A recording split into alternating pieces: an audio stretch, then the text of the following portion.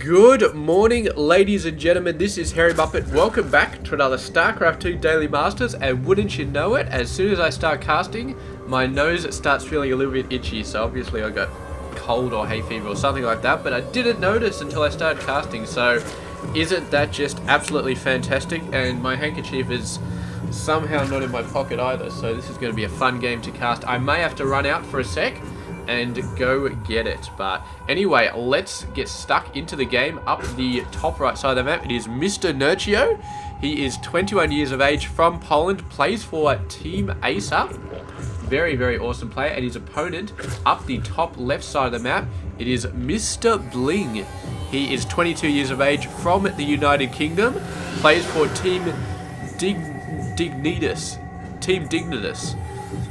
It's like a word, I look at it, I think there must be more consonants and vowels, like more syllables than there actually are, but it's Team Dignitas. I don't know what it is.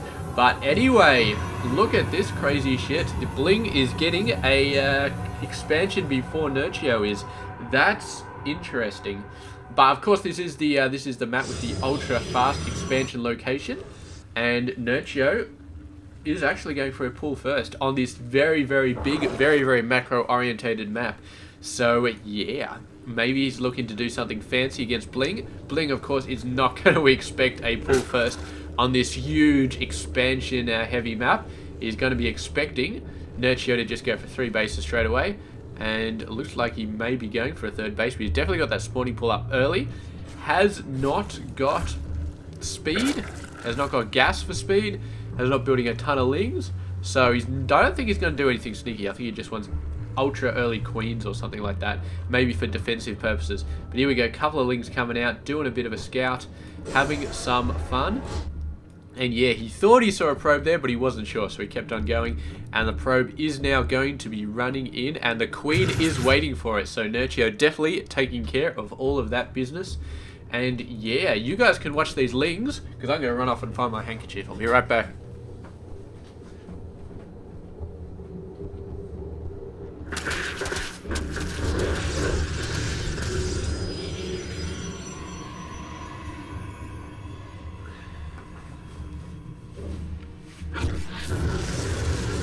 Alrighty, there we go.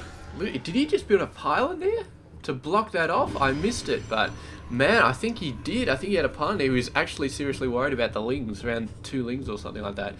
I don't know, but anyway, let's just hope that 10-15 seconds of me not talking is not going to result in another copyright infringement notice from some random company, because I've had that happen a couple of times now. Like the previous video, when I left a gap because I was going to get something, they actually claimed on that specific bit of the video, because I think they claimed on the music, so because they could recognize it a little bit easier because I wasn't talking.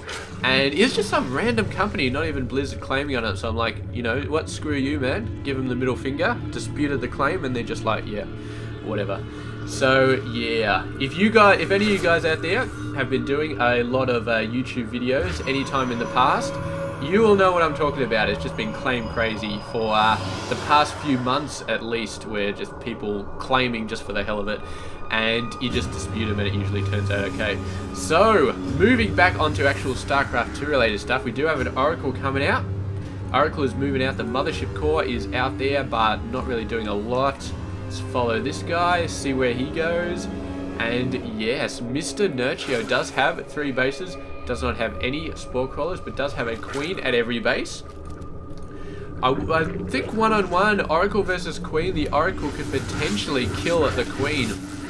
But I don't know, man. It's going for the Queen right here. Doing a bit of damage, but it's lost too much health right here. So, got to get 6 kills though, and that's pretty decent. Pretty decent. Bunch of lings coming around. They're like, hang on, we can't actually attack that, so better back off.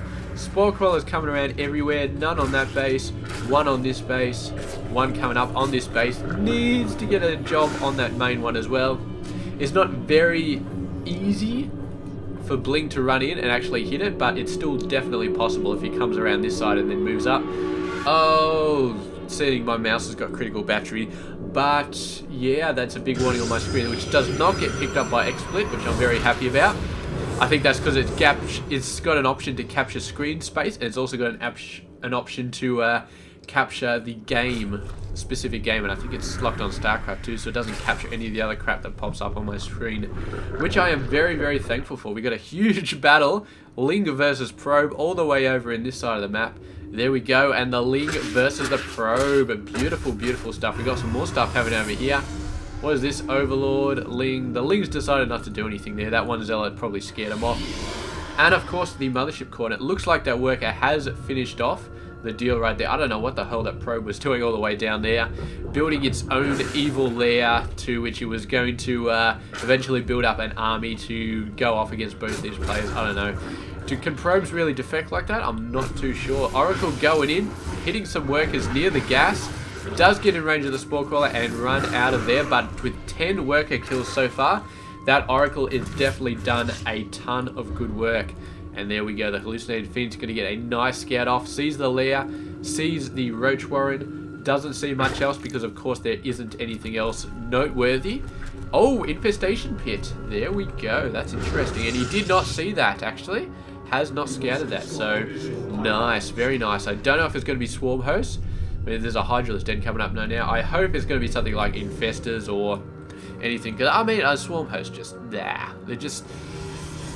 they slow the game down, and they complicate it as well. I mean, from a attacking point of view, it's a very, very interesting unit. How to actually kill the Swarm Hosts themselves, how to get past the Locust, but yeah, I don't know. In small doses, Swarm Hosts are interesting, but then again, in small doses, Swarm Hosts aren't actually that effective.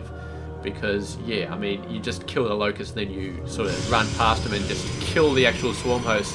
It's only in really large numbers that they start to be quite horrific. There we go, BlinG, 5 more gateways coming out. He's got 3 Void Rays. He's building 3 Void Rays at a time. His income is looking very, very good. BlinG is, yes, doing quite nice. Nerchio is doing okay, but maybe he doesn't realize how close BlinG's economy is actually to him. The Zerg should always be at least 10 workers in front if they want to be working decently. Nerchio, not so much, that much in front. So yeah, he's going to have a few problems here. He does have Infestors, which are pretty damn good against Void Rays. He does have Hydras as well, which are decent against Void Rays, although Void Rays have been getting pretty good against Hydras in certain circumstances. So we will see the Void Rays coming around here. Nerchio is taken completely by surprise, I think. He's got a bunch of Infestors. Are we going to see a Fungal? Yes, I'm sure we are. I don't know what those guys are waiting for. They have the amount of energy they need. Oh, man. Why the hell are they morphing back here? Did he just not want to lose them? Can you actually warp back if you've been Fungal? That's an interesting question. But who knows? These Queens really, really moving out. And here we go, a bunch of Hydras as well. So this little clump right there is going to be pretty good versus Void Rays. Queen's doing so much damage, Hydra's doing so much damage, Infestors with the Fungal, so on and so forth. And I'm still not sure why he actually pulled back. I mean, there was an Infestation Pit that was just begging to be destroyed by Void Rays. Did not do anything against it. So yeah, interesting. But Mr. BlinG with his 4th base coming out. Nerchio already with a 4th base. His income is actually quite far behind at the moment. He really needs to start doing something about that. But he's just putting everything into his army unit at the moment. The Hallucinated Phoenix does see everything here. Very, very nice job. Looks like all of the hatcheries are actually pointing towards this Queen, which is going to be interesting. So yeah, Void Rays. There's a ton of Void Rays out, 12 to be exact, and he's switching over to Colossus production as well. And yeah, he's got a ton of Zealots as well with Zealot speed. So this is going to be quite awesome. The Zealots are really going to get in there. There's no bulk units like the Roaches to really slow the Zealots down. So they're going to get right in there, going to start hacking apart the Hydras and the Queens. Queens are pretty bulk units, but yeah, they're not as good as Roaches at holding back Zealots. They're just not. So yeah, it's going to be crazy here. And I definitely think that BlinG has potentially an advantage here. We do have 1-1. We've got 2 weapons with 3 weapons on the way, and he's really focusing on air and stuff like that at the moment. Here we go, the Zealots coming in. He's doing a ton of damage. Beautiful Fungals on the Forces. This is exactly what he needs to do. Fungals on the Zealots really making a huge difference right now, and the Hydra just absolutely owning them. and there's more than enough left over. The Void Ray is taking so much damage from the Fungals. Oh man, I was about to say that BlinG was looking pretty good, but I did not take into account Fungals on the Zealots, man. The Zealots did not get anywhere close to hitting the Hydras, and so they just had no chance at all. You can see when they get close, the Hydras start going down pretty fast. And considering that the Zealots are a decent amount cheaper than the Hydras, that is really a big thing when the Zealots definitely take out one-to-one Hydras when they're getting close enough. But the Fungal on all of those Zealots really just completely shut everything down for Mr. BlinG. And now Nerchio is going in there, doing a great job. What do we have in terms of units? 2 Colossus we do have. And they are getting into the action on the High Ground. He's just got to make sure not to move them down, but they're taking so much damage. BlinG, pull your Colossus back. He's not controlling them very well, but he's given the GG anyway, so there we go. Game over. Nerchio just doing such a fantastic job with those Fungals, getting them down beautifully on the Zealots, and the fact that the Zealots never got in range of the Hydras, of the Queens, means that the insane amount of damage those Zealots were capable of dealing out just didn't happen. And once those guys went down, I mean, Nerchio could easily handle the Void Ray damage with the rest of his units combined. So there we go, done. Thank you very much for watching. I hope you enjoyed this game, and stay tuned for another one tomorrow. This has been Hairy Muppet.